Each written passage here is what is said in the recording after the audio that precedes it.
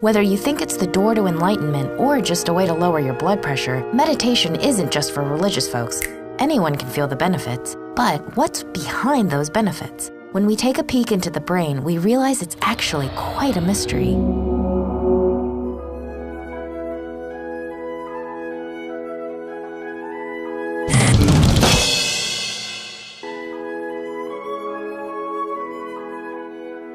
Think about the brain as a muscle. If you go and you lift weights, what happens? Your muscle gets physically thicker and you get functionally stronger. You can lift more things. Well, the brain's sort of the same way. The more you do a practice like meditation or prayer, your brain physically gets thicker and it functionally works better. I'm Andrew Newberg. I study neurotheology, which basically is the study of the relationship between our brain and our religious and spiritual beliefs. In his lab, Dr. Newberg has studied Buddhist monks, Sufi practitioners, Muslim meditators, Franciscan nuns, and even Pentecostal glossalists, aka tongue speakers. Right when they reach the climax of their meditative state, he takes a snapshot of their brain. Because MRIs are a little too loud for meditation, he uses SPECT imaging. Single photon emission computed tomography. SPECT stands for Single Photon Emission Computed Tomography. It's a less distracting imaging technique that causes the active parts of the brain to fluoresce. Mostly, the results were what you'd expect. Concentration and language centers light up, while the parietal lobe, which connects you to where your body is in space, shuts down. But then, a surprise and a mystery.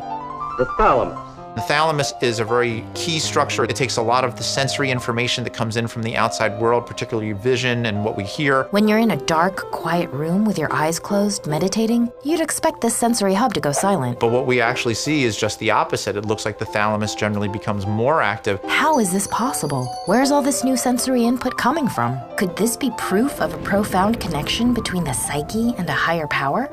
We don't know. What it does prove is that these practices really do change your brain. Let's get an expert meditator's take on this. Everything cool? Yep. Okay, got it. Yeah, we're ready. Hi. When I'm meditating consistently, my brain is quieter, and I feel like I'm more able to just handle whatever comes my way. Meditation can improve concentration, lower levels of depression and anxiety, and generally make you more even-keeled. Meditation can happen anywhere. You can just sit on a couch or a chair with your back supported and your head free, so that you can just focus on your breathing. There are lots of different ways to meditate, but most meditators find these practices helpful. Get comfortable in a quiet place. Turn off distractions like your phone and other electronics. Focus on your breath, repeating and counting through a consistent pattern. As your practice improves, you can gradually meditate for longer and longer periods of time.